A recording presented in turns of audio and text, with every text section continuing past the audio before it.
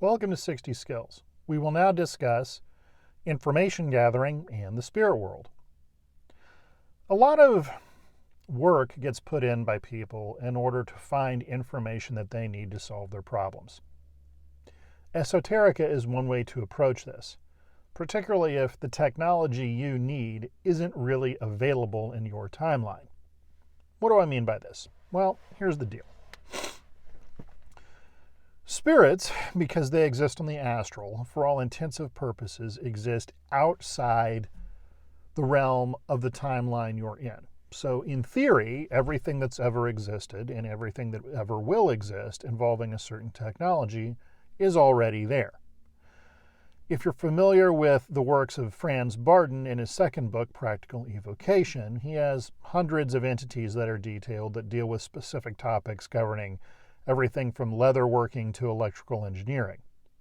In theory, by contacting one of these entities, you can gain the ability to work with advanced technologies. Okay, there are a couple limitations with that.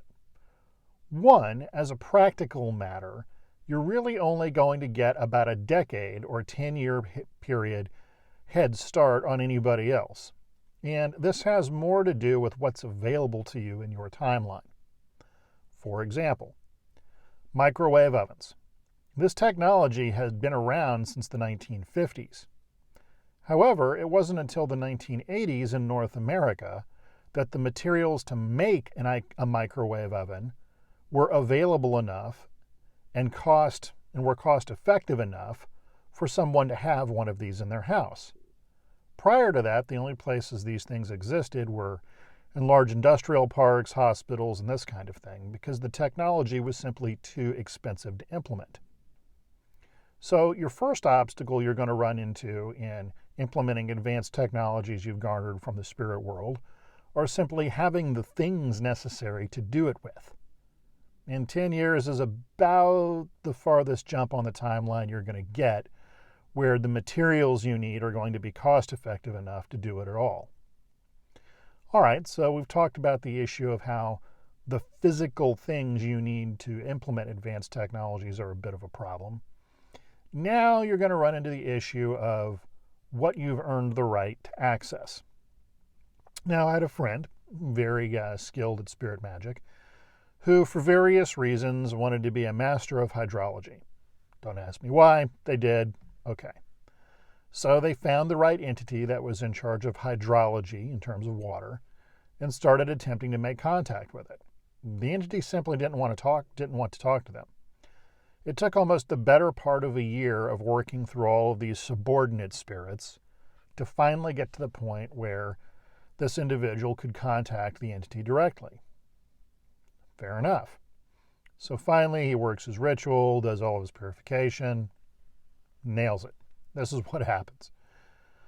He sees a low grassy field with these small buildings, short buildings in the distance, and a bunch of people, mostly young people, walking around on this kind of green grass area. Really beautiful, kind of idyllic. He's thinking, great. Then something very unusual happens. In the spirit world, seeing clear representation of letters and numbers is difficult for any number of reasons. It's pretty uncommon, but this time it happened. So he sees this scroll in front of him and it starts unwinding. And he sees 3 letters on it. P-H-D. Basically, what the spirit was telling him was, you need to go to school to learn more about the engineering of water before I can have a conversation with you. So this is something that's also important in that the kinds of conversations you're going to have with these entities are highly contingent upon what your personal skills are. You're not going to get advanced information on nuclear engineering unless you're a nuclear engineer. That's also the reason why most metaphysicians end up acquiring information closely related to what they do. So the Qigong guys get a lot of Qigong information, the meditation guys get a lot of meditation information, the doctors get a lot of medical information, etc., etc., etc. So even if your evocation skills and mediumship skills are completely on point, even if your clairvoyance and clairaudience is highly honed. If you don't know anything, the entity doesn't have anything to reflect off of to give you information about.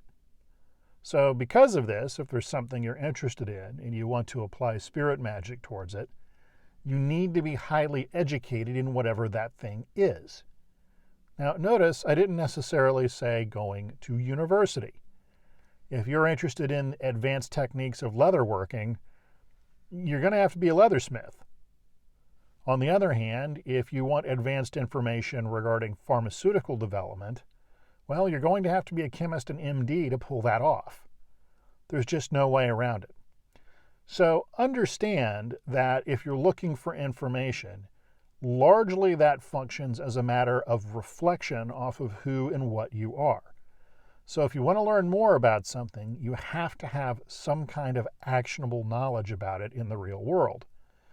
Additionally, keep in mind, spirits lie, or if they don't lie, they can certainly show you a truth that doesn't really work in this world.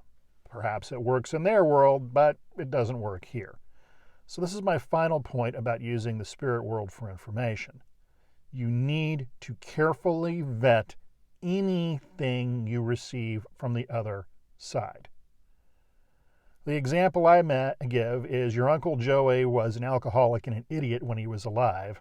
Dying didn't suddenly make him a master of hedge fund investing.